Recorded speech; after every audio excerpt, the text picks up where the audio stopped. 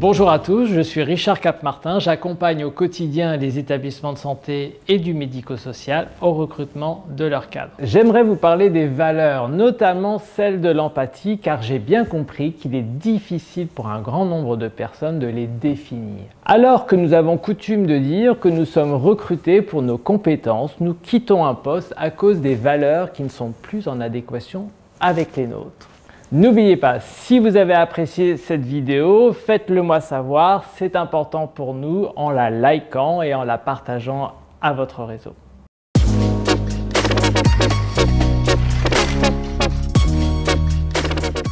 Les valeurs sont notre système de référence pour évaluer des événements, comportements, stratégies, décisions et intuitions.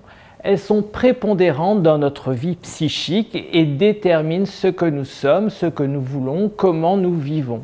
En identifiant nos valeurs, nous pouvons donner un sens, une orientation, un cap à notre vie. Elles sont notre carburant, nous donnent de la motivation dans tout ce que nous accomplissons au quotidien. Et leur non-respect entraîne de facto une démotivation, un désintérêt, un sentiment d'insatisfaction. Bref, nous nageons à contre-courant. Elles sont issues de notre héritage familial, de notre culture, de nos expériences, de nos rencontres.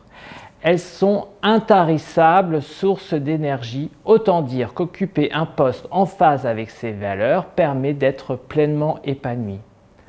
Avoir connaissance de son système de valeurs, c'est nous permettre de vivre en harmonie.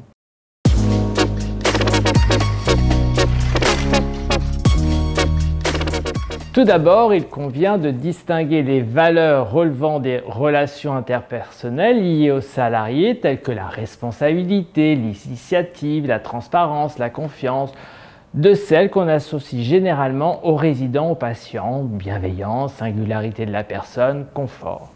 Il peut aussi être intéressant de définir des actions, des comportements à adopter pour faire vivre les valeurs dans l'établissement. Pour repérer votre valeur, prêtez attention à ce que vous êtes enclin à faire sans effort particulier. Vous pouvez aussi repenser à une expérience particulièrement intéressante de votre vie et vous demander à ce moment-là, qu'est-ce qui était important pour moi?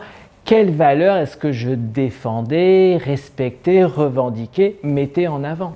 Un objectif qui n'est pas basé au moins sur une valeur profonde d'une personne n'est pas un objectif.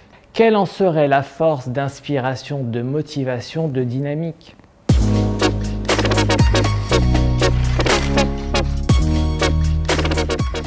L'empathie est-elle la valeur clé de ce début de 21e siècle? Le monde de l'entreprise s'intéresse à cette qualité définie par le psychiatre Irving Yalom comme le ciment indispensable des relations humaines, l'outil le plus puissant dont nous disposons pour rentrer en relation avec autrui. Les équipes ne sont pas d'emblée engagées, motivées et fidèles. La confiance ne tombe pas d'en haut et elle doit se construire avec intelligence. Les équipes sont aussi de plus en plus nombreuses à se sentir découragées par les organisations qui elles-mêmes doivent faire face aux turbulences de l'environnement économique, concurrence, taux d'occupation, évolution du mode de financement du territoire.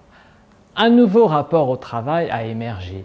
Plus stressés, les collaborateurs sont en quête d'un meilleur équilibre entre vie professionnelle et vie privée. Le leader ne doit plus aujourd'hui se contenter de gérer une équipe. Il doit animer une communauté d'individus à qui il s'adresse, un à un, d'une manière individuelle. Parce qu'un discours uniforme ne suffit plus à les entraîner. Il doit comprendre que les conduites des collaborateurs sont d'abord dictées par les expériences de vie qui se sont construites. Qu'est-ce qui les anime dans la vie? Comprendre leurs sources de plaisir. Rappelez-vous que l'humain recherche toujours le plaisir et à fuir le déplaisir. Certains chercheurs ont montré que les effets bénéfiques engendrés par ce type de management, le leader empathique crée un climat qui favorise la motivation mais aussi la coopération.